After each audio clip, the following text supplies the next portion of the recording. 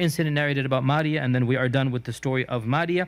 And this is an incident that the books of tafsir mention more than the books of seerah, because the Quran was revealed for this incident, and therefore the books of tafsir mention this story.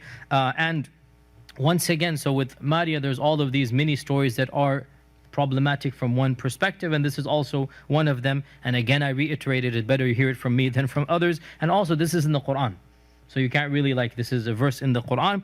It is reported in Tabari that, and many other books of tafsir, that one day Hafsa went away and she was not going to be at home, and so the Prophet called Maria to the house of Hafsa, and it so happened that Hafsa returned earlier than she was supposed to, and she saw Maria leaving her house.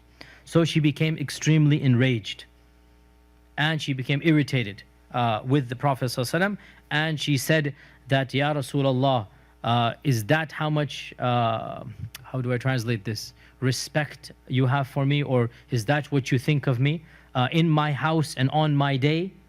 And so the Prophet ﷺ continued to placate her and calm her down, and she basically was very emotional, and until eventually she made the Prophet ﷺ promise to never ever see Maria again. And the Prophet ﷺ said, I have made her haram for myself. Okay, khalas, I give up. Basically, Maria is haram for me. I will never see Maria. I swear to by Allah, I'm never going to see Maria again. And he told Hafsa, he made Hafsa basically keep this between the two of them, and he said, do not tell Aisha. And this shows, and this is, here's the point here, that these types of incidents, the image that some Muslims have of our Prophet ﷺ literally makes him superhuman. So when they hear these narrations, the image they have formed in their minds crumbles.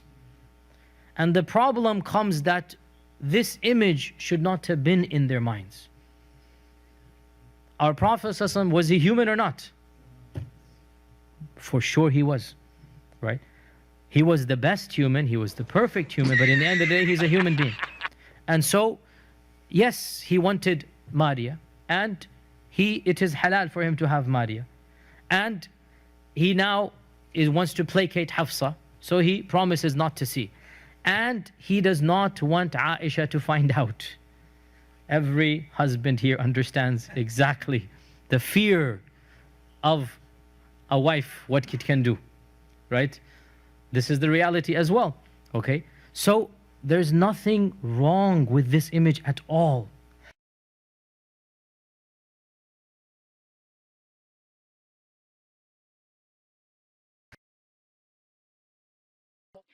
Aside from Islam, I think my integrity, my dignity, my, who I am as a person, I would think it's so disrespectful for my husband to go and marry somebody else secretly. That to me is cheating, even if it is Islamically correct.